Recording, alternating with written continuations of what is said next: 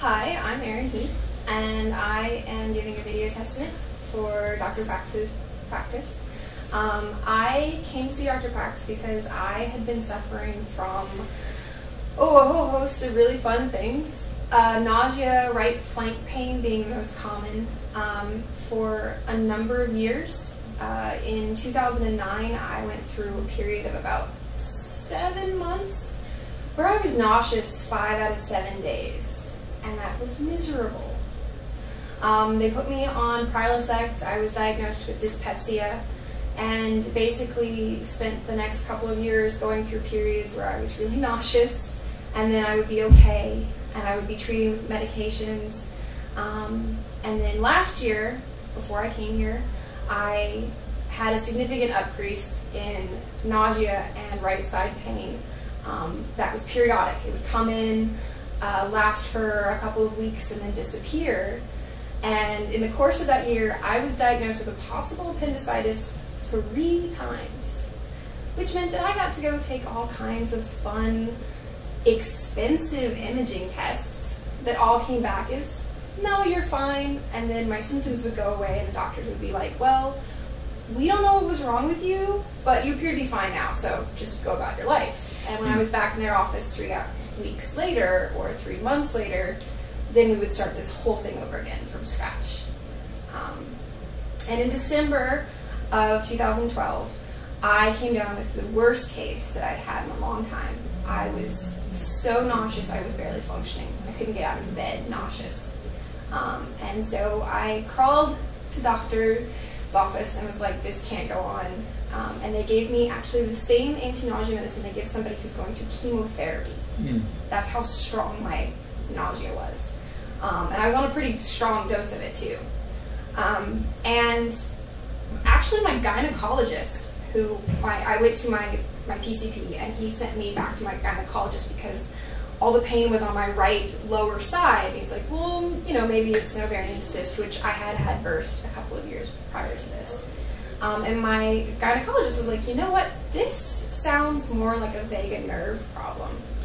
And it sounds very similar to somebody that we actually have in the office who's had a lot of these similar problems. And they went to Dr. Prax. So I'm going to recommend you go to Dr. Prax. And that's how I ended up in his office. After 2 consultations, and I sent him all of my medical records and showed him that I had taken every test under the sun, he looked at me and said, you know what, this sounds like a food allergy problem, not a vagus nerve problem. And looked at my blood work particularly and said, you know, I think you actually have had a food allergy for so long that your stomach is now permeable, or your gut lining is now permeable, and you have a lot of protein in your blood that's probably from not being digested properly. And it's causing an immune response, which in your case means you get nauseous. And so he, for the first time, sent me in for allergy testing for food allergies.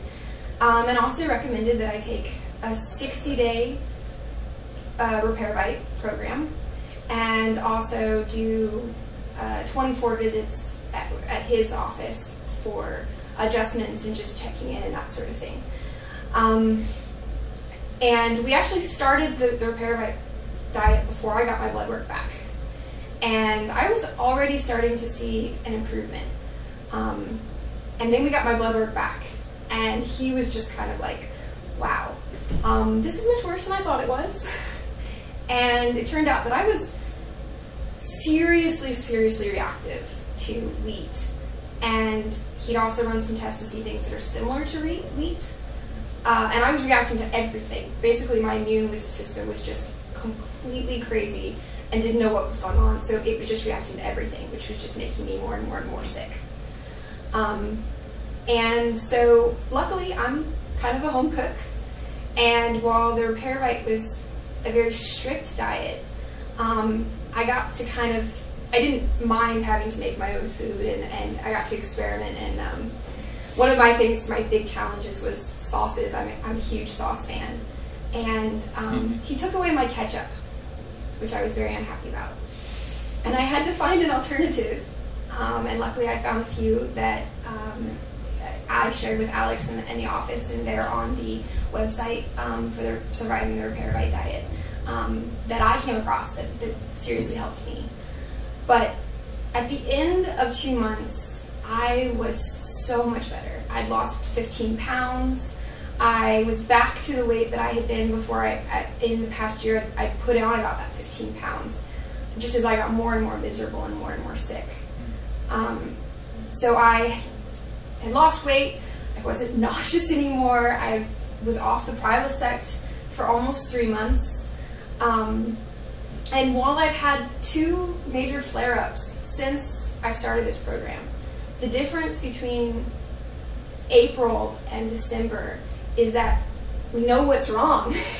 We know what I did wrong or how this happened and how to fix it, which is a huge difference from my life for the past 4 or 5 years, as I've just been told, we have no idea what's wrong with you, you're no longer symptomatic, so we don't care anymore, versus, okay, we know what caused that, here's how you can fix this, and we've even considered, maybe putting me back on the Repairvite for a little bit to calm my system back down after I've had a bad flare-up. But the difference is just huge. You have options now. You know what's wrong. You know how to fix it. And you're not getting told that, well, you're no longer symptomatic, so we don't care about you. So the difference is huge. Yeah. And I am looking at a life that's pretty much gluten-free. I've been off of the Repairvite diet now for about a month and a half, and I've slowly been able to reintroduce all those things like milk and chocolate and corn that I was reacting to because it looked just close enough to wheat, and my system was so ramped up, it was reacting to it, that I'm back to drinking milk. I was able to have chocolate. I can, have corn tortillas, even if I can't have, the flour ones anymore. And several of the recipes that I found while experimenting with the Repairvite diet were actually so good that I still eat them now with no changes, even though I'm off the diet and I'm no longer having to be so strict. So I actually think it was a very positive experience. I got to play with a lot of new recipes, which as a home cook myself, I really enjoyed. And it's given me a lifestyle that I can actually achieve, but more importantly, one that means that I'm not constantly nauseous or constantly sick and can't go into the office. And as I graduate from college, that's really important to me, that I can function in the real world now, where I'm not sure I could have prior to this. Jeez. On the last assessment, we were talking just before you were giving your testimonial, you said you felt about 90% better, so we still have some work to do. And that 10% is just because I have had a couple of flare-ups, yeah. But like I said, they're fixable, which is completely night and day from what they were prior to this. And so would you recommend this program, and who would you recommend it to? I would recommend this program to anybody who is feeling off, whose systems feels, because even if I hadn't been allergic to this, it was a great, very cleansing diet. You just felt better while you were on it. And like I said, for me, since I love to cook, this was not a difficult thing. If you're not a cook, somebody who likes to cook, I can see where it could be much more challenging. But I've shared a lot of my experiences, and I know that other people who have been on the program have written blogs. There's all kinds of internet access that you can go to where people have shared their experiences. They've been on this, they've done it. And you can just mine those sources, and especially talk to the people here at the office, because they have put together collections of tips and survival guide kind of things that you come to them and you're I'm just like, I'm going to need sauce. I can't live without sauce. This is not going to work for me. And I was able to find things that worked, because that was my weakness. And do we have your sauce recipes on our Repairvite? You guys do. Facebook, Alex grabbed that. I shared, the ones that I did was a McDonald's sweet and sour sauce clone recipe that I converted to make appropriate for the Repairvite diet. That's awesome. Yeah. And later in the diet, if you like, once we got my work back, we said, okay, she's not actually allergic to nightshades. Thank goodness, because that's where tomatoes are from.